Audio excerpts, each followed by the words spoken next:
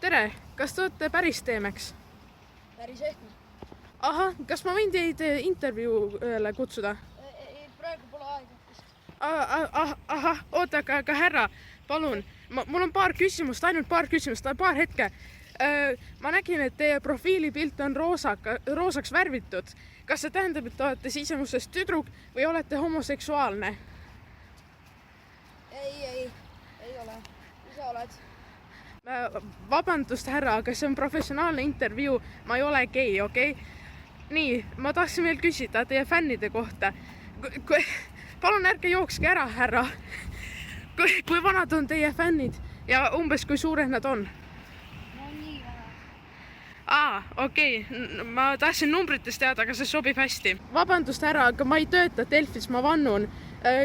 Mida arvate HD Tanelist? Lahe kasuisa. Kas te käisite oma kasuisa üritusel ka? Jaa. Palju. Palju käisite seal? Ahah, okei. Aga kas HD Tanel on hea kasuisa? Jaa. Kas ta vahest isegi katsub teid? Jaa. Ahah, okei, härra. Rohkem kui vahest. Ahah, no ma hakkan siis natuke muretsema teie pärast juba. Ma kirjutan tema kohta Delfis artikli. Okei, härra, palun ärge jookske ära. Palun, ärge jookske ära. No!